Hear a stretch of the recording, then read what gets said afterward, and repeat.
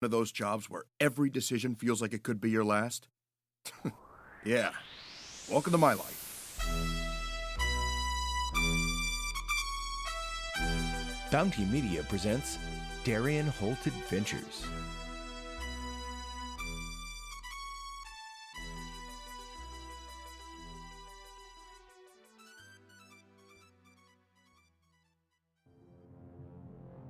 Constance, have you found a seam in this mess we can sneak through?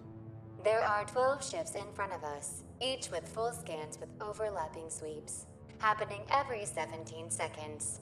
They have swept over our ships several times since we have arrived. I do not see any way we could get by undetected, since we have already been detected. Constance, the AI from my ship, the Sentinel Heart, was right. There was no way we were going to get to the surface of Shiroven without a dozen ships using us for target practice.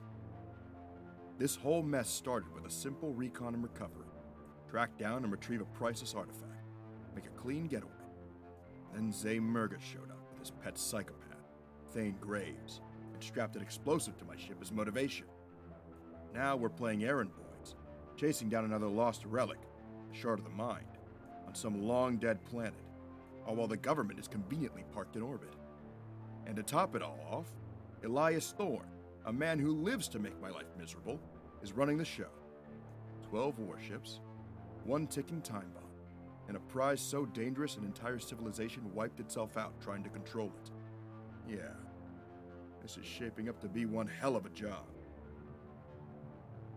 Well, if they ain't seen us yet, why ain't they letting us know? We are being hailed. Damn it, I had to ask. Constance, put it on speaker. Attention, unknown aircraft. This is Fleet Command. Identify yourself immediately. This is the Sentinel Heart, Darian Holt commanding. Our nav systems have thrown us off course and... Sentinel Heart, you have entered a restricted area. You are instructed to lower shields and come to. You've got turrets pointed at me, and you expect me to just lower my shields just like that? Yes, Captain Holt. Think again, buddy. You are instructed to lower your shields and await further orders. Failure to comply will be met with immediate consequences. Wade, thoughts? We can make a break for it. We're faster and more maneuverable. Captain, while Wade certainly prefers valiant bravery and a flair for the dramatic over common sense, Hey, the odds of escape is infinitesimally small. Smaller than sitting here waiting for them to blow us up? I doubt it. Wade, get us out of here. you got it, boss. Yep. Firing up max thrusters now. Shit! They've got us in a tractor beam. Try to break us free. Make that a powerful tractor beam. We're stuck. Kira, can you give us any more power? We're at 115% as it is, Darian. Overload showing on all indicators. We try much more, and we won't have to worry about that stupid bomb anymore. Well, what if we fire that tractor beam generator? Their shields are at full strength, Captain. Firing upon them will not penetrate it. She's right, Wade. Firing our weapons at them will only piss them off more. We're going to have to apply reasoning, diplomacy, and tact. We try to bullshit our way through? Exactly. Kira, shut down the engines. At least you're in your wheelhouse. Wanna have fun? Watch this. Hey, Constance. What's our chance of getting on Elias Thorne's good side? Convincing him to let us on the planet, find this thing, and then leave without so much as a single blaster shot being thrown at us. Odds of complete success is 1 in 6,442 to 1. Much higher if Wade is the ambassador. She's an ass. But she's right this time, Darian. I ain't got the moxie to pull this off. And besides, Elias will want to speak to you in person. Probably to gloat before he sends you off to his brig. Okay, we've got about a minute before that tractor beam pulls us into that command ship. Let's go on the assumption that we pull off this miracle. We need to get intel on the planet down there. We'll be close enough to it now to get topological details, life form readouts, whether the damn atmosphere is breathable, anything that might help. Constance, work on getting details on the coordinates Zay put into your system. Kira, you're no good in the engine room while we're held here, so come on up and help Wade. On my way. Constance, draw down the entry ramp. Oh, here they come. Good luck, boy. Everyone, stay where you are. No need to be pointing those blasters at us. We're not armed. Are you the captain of this ship? I am. Captain Darian Holt, at your service. You and your crew are directed to come with us. I'll come along peacefully, but I'd like my crew to remain on board. They need time to make repairs to our engine. You all will come with us. Sir, be reasonable. I'm sure your scans noticed that device attached to our hull. That was done by, well, by someone who doesn't like me too much. It's set to explode, and my crew needs to figure out a way to disarm the damn thing.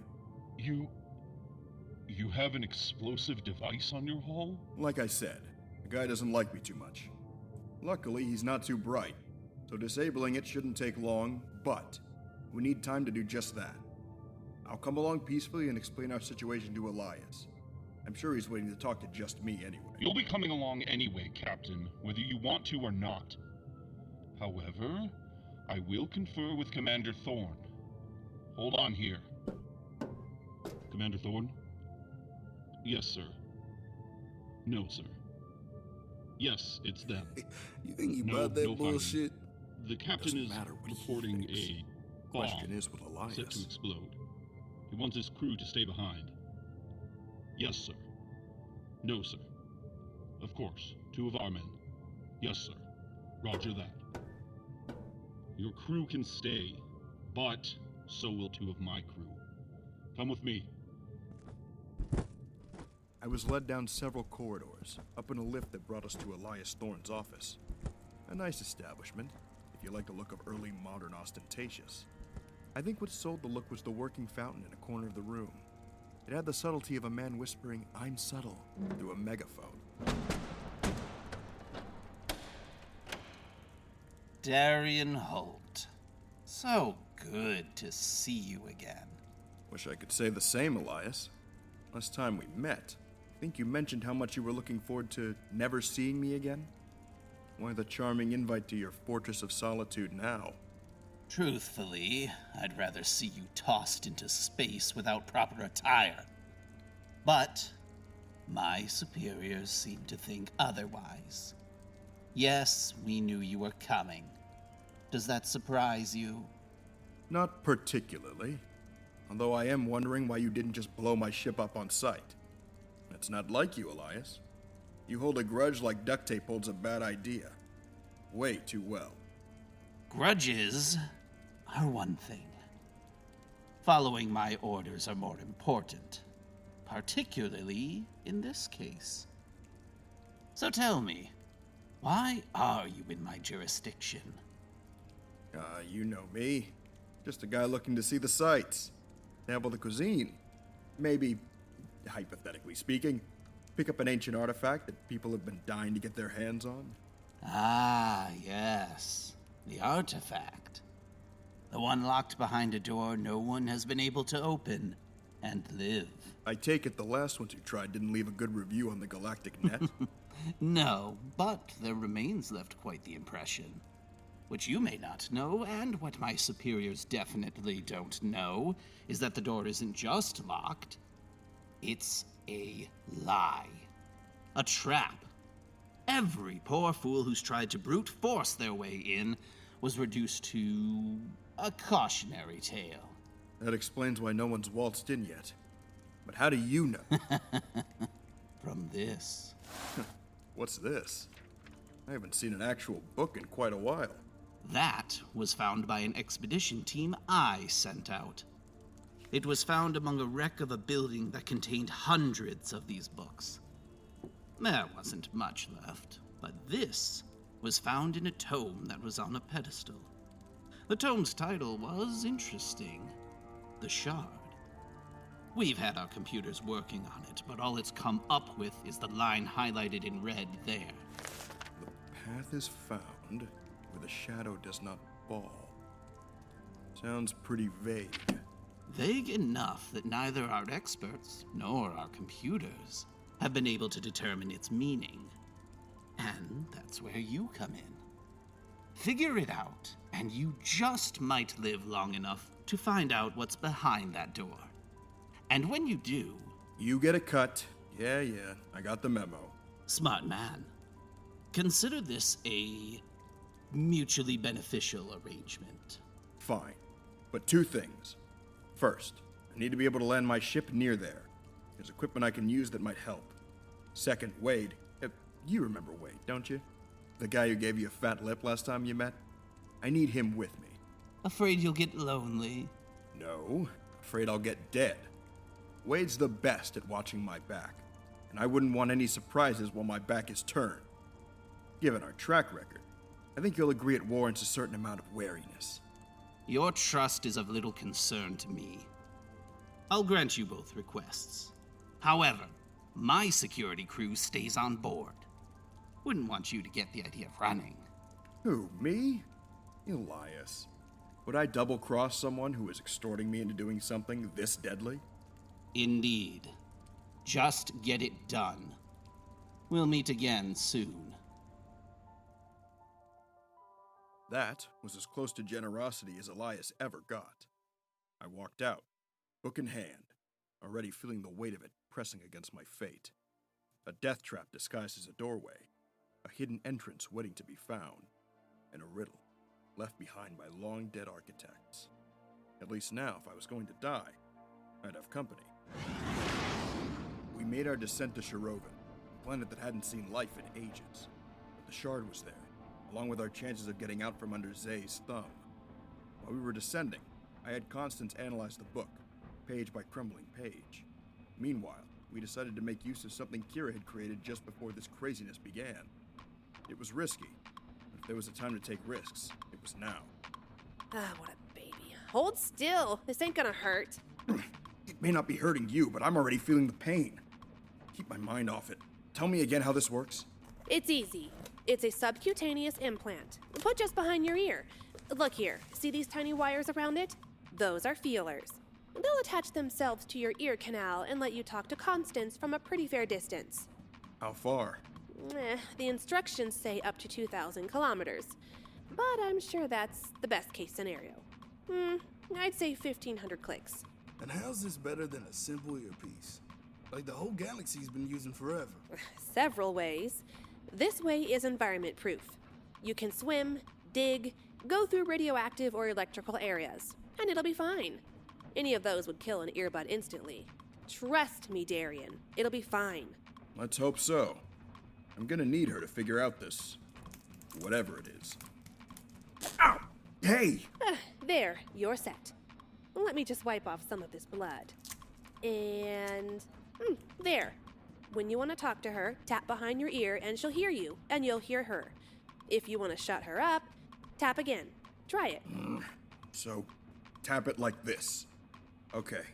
Constance, can you hear me? Perfectly, Darian. Great. Now, have you discovered anything in the book? Yes. Well, You are not going to like it. I already don't like it. Just tell me. The book describes the holiness of the divine crystal, as the natives called it. They considered it a deity and took great care to protect it against anything that might anger it. The race called the Shirovens, named after the planet, were quite primitive. Then, this holy relic, to use their terms, fell from the sky. It taught them how to do many things, primarily from a technical standpoint. A pre-industrial society rapidly became star travelers in the space of a few decades. Alright, can we stop with the history lesson already? How do we get past whatever it is that keeps it safe? You cannot get past it. What do you mean, we can't get past it? The priests that were in charge of caring for the shard were bio-androidal. In order to become a priest, once you were chosen, you had to have parts of your body removed, replaced with items of advanced technology. Only priests had this modification and the trap checks of such devices. Failure to have the required enhancements resulted in immediate and painful death. Okay, that's bad. But it seems pretty straightforward. Why didn't the government systems pick up on that?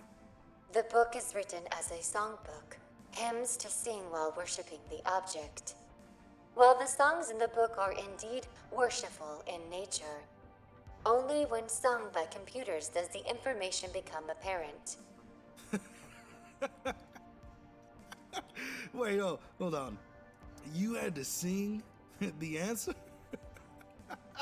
Correct. I have a very nice singing voice. Would you like to hear it? I can't think of anything I'd like to hear less. So what you're telling me is, unless we have prosthetics installed, we're stuck.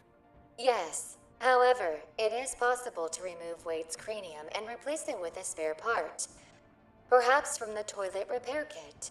The difference would be negligible. Wade O'Rooter. Oh, you're hilarious, Constance. Maybe we can make it possible for you to get through if I force my fist into your... Hold on. Let me think. What about this device you just stuck in my head? Would that be enough to pacify the trap? Thinking. The technology level may be sufficient, but it is not guaranteed. Attempting it puts your life in grave danger. Perhaps we should try my suggestion with Wade first. No, Constance. I'm gonna need Wade alive to take over and leave if...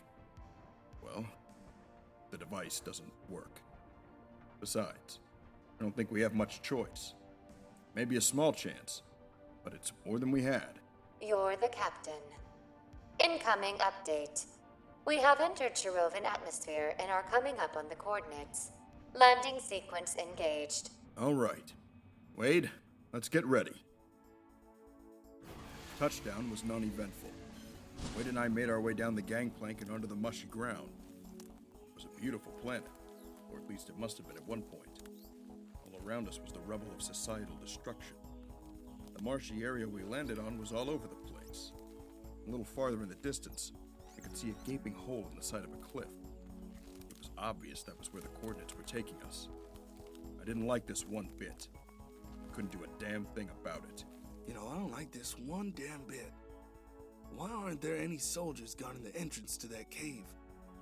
If this shard is so damn special, you'd think Alliance would have people crawling all over this area. Looks that way. Let's head in. Constance, can you hear me still? Yes, Captain. Loud and clear.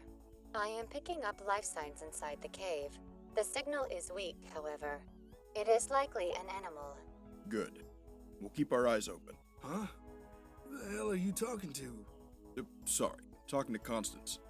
He says there's a life form in the cave we'll want to watch for. Probably an animal of some sort. I've got my blaster out already. Here we are, finally. It's cooler in here. Drier, too. Not too much light. No, wait. Well, will you look at that? Lights on the wall.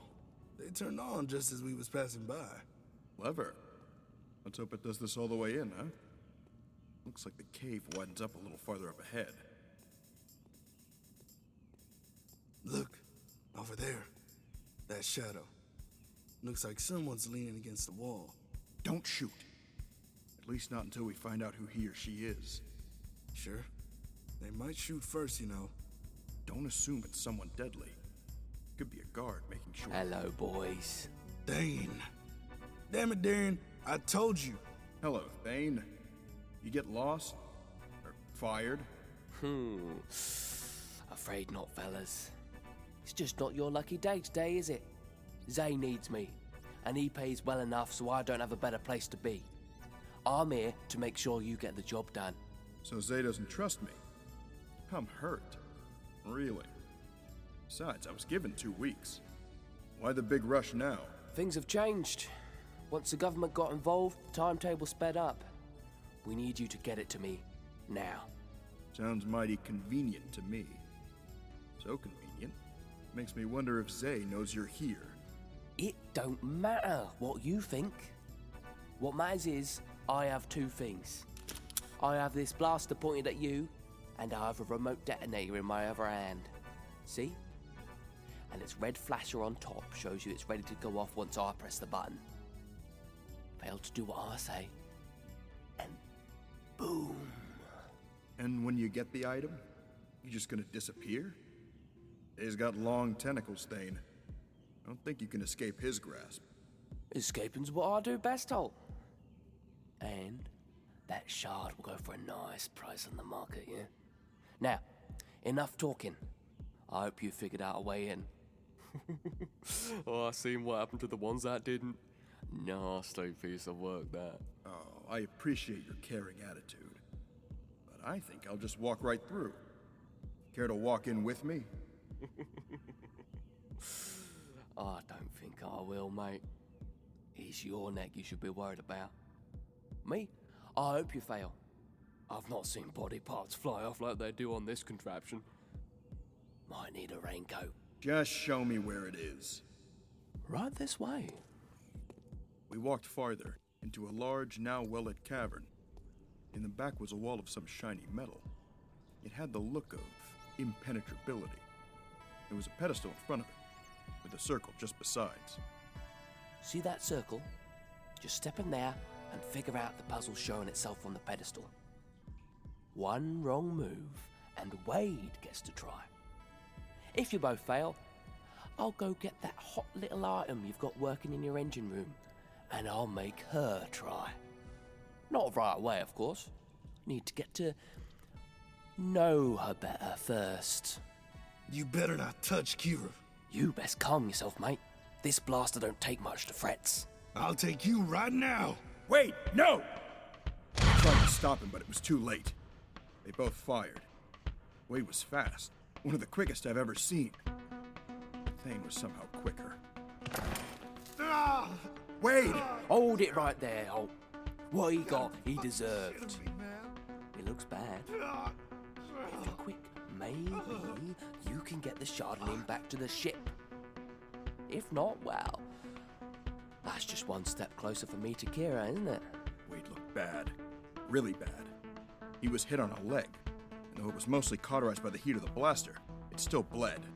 Too much. All right, Thane. You win. I'll get the damn shard. That's better. Go on, then. I stepped closer to the circle. It was pulsating with a strange light that seemed to have no energy source. I knew once I stepped into that circle, my fate was sealed. I would either die instantly, or the wall would allow me through. Not try meant my whole team would die. What could I do? I stepped in. This has been a presentation of the Darian Holt Adventures podcast, starring Damian White as Darian Holt, Nicolas De Leon as Wade Tungsten, Amber Churning as the AI known as Constance, Christina Roberts as Kira Vin, Tony Clark as Zay Murga, Nathan Griffiths as Thane Graves. Musical direction by Greg Chance. Audio editing by Matthew R. Wright of Final Stand Foley. Darian Holt Adventures is written, produced, and directed by Fletcher Bumpus and is the creation of Bounty Media, copyright 2025, all rights reserved. I'm Greg Chance. Be sure to download the next episode when it arrives on Spotify, Apple, Google, or anywhere fine podcasts are sold.